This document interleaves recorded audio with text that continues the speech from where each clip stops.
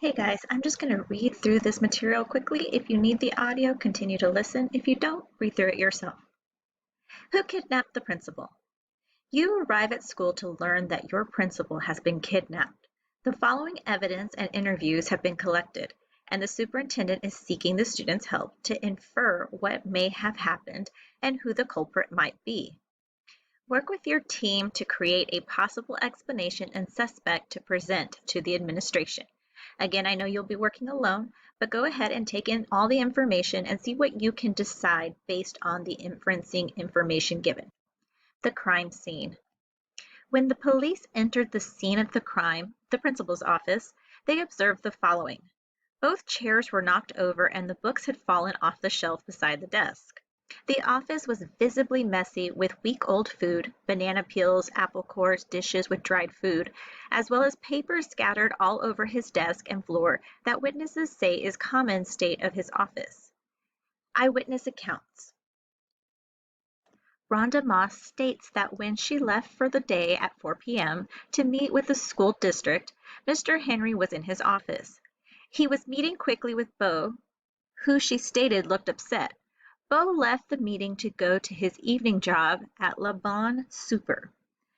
Sally Zoe said that after he confiscated her school's master keys, Mr. Henry left their meeting at 4:30 p.m. He was grumbling to Rex Jones about how schools value sports more than education, and that needs to change. Rex left to go to the football field for the game. Evidence collected. See Exhibits A through F, which will be the next slide. Preliminary suspects. We have Randy Murphy, the custodian, Rex Jones, the coach, Sally Zoe, the student, Rhonda Moss, the vice principal, Brent Fidella, an athlete, or Beau Masters, the school chef. Other items of note. The crime is said to have taken place between 5 and 6 p.m. No forced entry indicated. The criminal entered the crime scene, self-locking office doors, using office keys. Interviews. Emily Henry, the victim's wife. Emily became worried when her husband did not arrive home promptly at 5:30, which he does every single day. She was asked if Mr. Henry had discussed any issues he was having at work. She said that he often came home frustrated after meeting with his administrative partner. Nicole Petra, school secretary. Nicole was asked if she had noticed anything out of the ordinary that day, and she said that Mr. Henry had met with Brent earlier in the day, and Brent came out of the office crying. Terry Craig, assistant football coach. He said that after Brent had received the bad news from Mr. Henry, he came to the field to vent his frustration. Brent, in terrible anger, exclaimed that he would boycott all games now. Terry was able to calm him down and convince him to come and cheer for his team regardless. Terry confirmed that he was there every game wearing blue and white. George Franklin, head of the parent committee. George was asked if there were any parent interactions that caused him concern.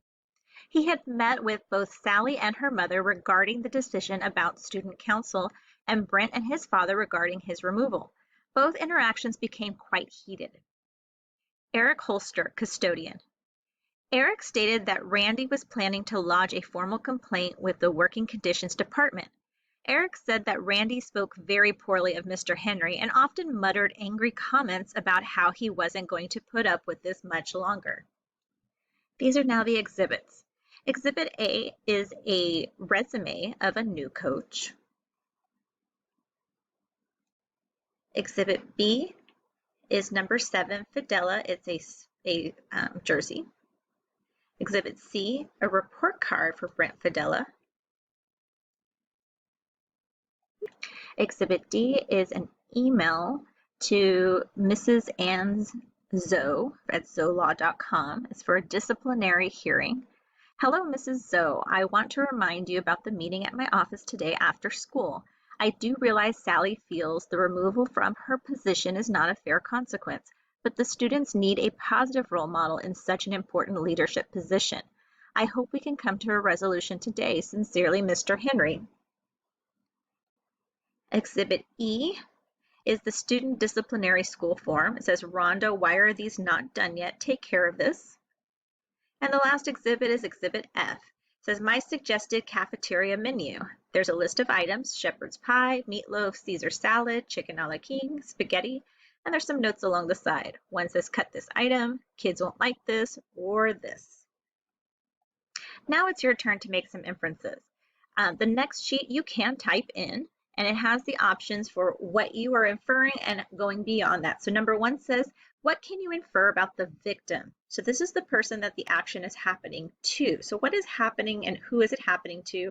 And what can we infer about this person? Number 2, what can you infer about each of the suspects and their relationship with the victim? So what do they all have to do with the victim?